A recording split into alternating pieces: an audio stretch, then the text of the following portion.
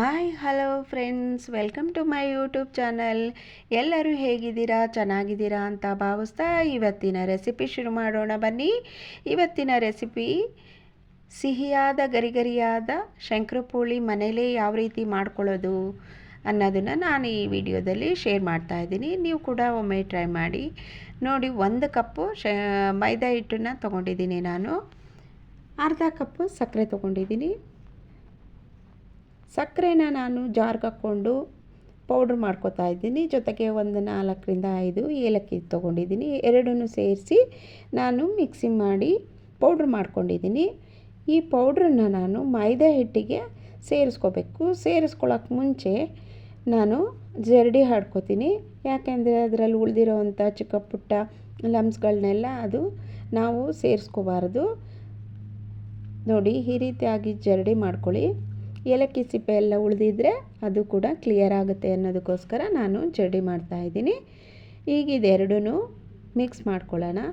ಚೆನ್ನಾಗಿ ಮಿಕ್ಸ್ ಮಾಡ್ಕೋಬೇಕು. ನೋಡಿ, ಈ ರೀತಿಯಾಗಿ ನೀಟಾಗಿ ಮಿಕ್ಸ್ ಮಾಡ್ಕೊಳ್ಳಿ. ಒಂದಕ್ಕೊಂದು ಕಂಬೈಂಡ್ ಆಗಬೇಕು ಚೆನ್ನಾಗಿ. ಈ ರೀತಿಯಾಗಿ ನಾವು ಮಿಕ್ಸ್ ಮಾಡ್ಕೊಂಡಾದಮೇಲೆ ನಾನು ಎಣ್ಣೆ ಕಾಯಕ್ಕೆ ಇಟ್ಕೊಂಡಿದ್ದೆ. ಆ ಎಣ್ಣೆ ಕಾಯಕ್ಕೆ ಇಟ್ಕೊಂಡಿರೋದನ್ನು ನಾನು ಇದಕ್ಕೆ 3 ಸೌಟು ಹಾಕ್ಕೊಳ್ತಾ ಇದ್ದೀನಿ. ಇದು ಚಿಕ್ಕದಾಗಿದೆ ಸೌಟು, ಹಾಗಾಗಿ ನಾನು 3 ಸೌಟು ಹಾಕ್ಕೊಳ್ತಾ ಇದ್ದೀನಿ. ಎಣ್ಣೆ ಕಾಯ್ದು ಹಾಕ್ಕೊಂಡ್ರೇ ಕ್ರಿಸ್ಪಿಯಾಗಿ ಬರುತ್ತೆ, ಮತ್ತು ಎಣ್ಣೆ ಕರೆಕ್ಟಾಗೂ ಹಾಕ್ಕೋಬೇಕಾಗುತ್ತೆ. ನೋಡಿ, ಈ ರೀತಿಯಾಗಿ ನಾನು ಸ್ಪೂನಲ್ಲೇ ಮಾಡ್ತಾಯಿದ್ದೀನಿ, ಯಾಕೆಂದರೆ ಸ್ವಲ್ಪ ಬಿಸಿಯಾಗಿತ್ತು. ಇದನ್ನು ನೀಟಾಗಿ ಮಿಕ್ಸ್ ಮಾಡ್ಕೋಬೇಕು. ಮಿಕ್ಸ್ ಮಾಡ್ಕೊಂಡಾದಮೇಲೆ ಯಾವ ಹದ ಅಂತ ಹೇಳಿ ನೋಡಿ, ಈ ರೀತಿಯಾಗಿ ಹದ ಬರಬೇಕು. ಉಂಡೆ ಕಟ್ಟಿದಾಗ ಈ ರೀತಿ ಬರಬೇಕು ನಮಗೆ, ಆವಾಗ ಕರೆಕ್ಟಾಗಿದೆ, ನಾವು ಮಾಡಿರೋವಂಥ ಮಿಕ್ಸು ಕರೆಕ್ಟಾಗಿದೆ ಅಂತ ಗೊತ್ತಾಗುತ್ತೆ. 1 ಕಪ್ ಹಾಲನ್ನ ನಾವು ಹಾಕ್ಕೋಬಾರ್ದು. ಅದಕ್ಕೆ ಸ್ವಲ್ಪನೇ ಹಾಲು ಹಾಕ್ಕೊಂಡು ಸ್ವಲ್ಪನೇ ಹಾಕ್ಕೊಂಡು ನಾವು ಮಿಕ್ಸ್ ಮಾಡ್ಕೊಳ್ತಾ ಬರಬೇಕು. ಸಕ್ಕರೆ ಹಾಕಿರೋದ್ರಿಂದ ಜಾಸ್ತಿ ಹಾಲು ಅದು ತೆಗೆದುಕೊಳ್ಳಲ್ಲ. ಒಂದು 1/4 ಕಪ್ ಹಾಲು ಸಾಕಾಗ್ಬೋದು ಅಂದ್ಕೊತೀನಿ.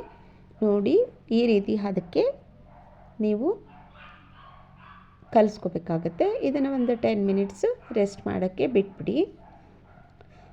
ಈ ರೀತಿಯಾಗಿ ಬಂದಮೇಲೆ ನೋಡಿ, ಇದನ್ನು ನಾವು ನೀಟಾಗಿ ಲಟ್ಟಿಸ್ಬೇಕಾಗುತ್ತೆ. ನೀಟಾಗಿ ಲಟ್ಟಿಸ್ಕೊಳ್ಳಿ. ಲಟ್ಟಿಸಿದ್ದೀನಿ ನಾನು, ಈ ರೀತಿಯಾಗಿ ಲಟ್ಟಿಸ್ಕೊಂಡಿದ್ದೀನಿ. ನೋಡಿ, ಇಷ್ಟು ದಪ್ಪ ಬೇಕು. ಯಾಕೆಂದರೆ ತೀರಾ ತೆಳುವಾಗಿ ಲಟ್ಟಿಸ್ಕೊಂಡ್ರೆ ಚಕ್ಕೆ ಥರ ಆಗಿಬಿಡುತ್ತೆ ಶಂಕರಪೋಳಿ. ಅದು ಅಷ್ಟು ತಿನ್ನಲಿಕ್ಕೆ ಟೇಸ್ಟ್ ಅನಿಸಲ್ಲ.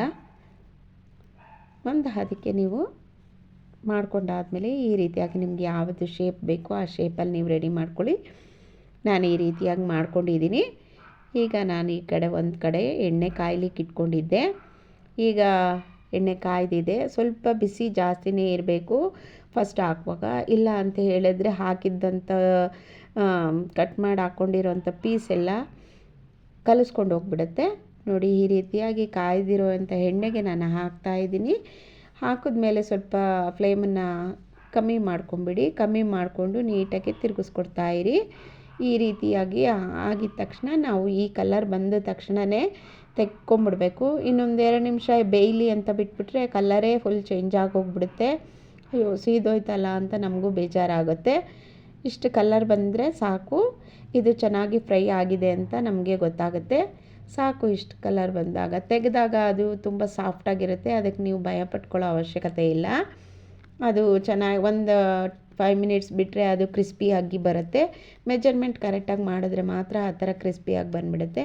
ನೋಡಿ, ಇಷ್ಟೆಲ್ಲ ಆಗಿದೆ. ಇದಕ್ಕಿಂತ ಜಾಸ್ತಿನೇ ಆಗಿದೆ. 1 ಕಪ್ಪು ಮೈದಾ ಹಿಟ್ಟಲ್ಲಿ ಮಾಡಿರುವಂಥದ್ದು. ನೋಡಿ ಯಾವ ರೀತಿಯಾಗಿ ಕಾಣ್ತಾ ಇದೆ, ಎಷ್ಟು ಚೆನ್ನಾಗಿದೆ ನೋಡಿ. ಇಷ್ಟೇ ಕ್ರಿಸ್ಪಿಯಾಗಿ ಬಂದಿದೆ. Thank you for watching my channel. Thank you. ಹೀಗೆ ಸಪೋರ್ಟ್ ಮಾಡಿ.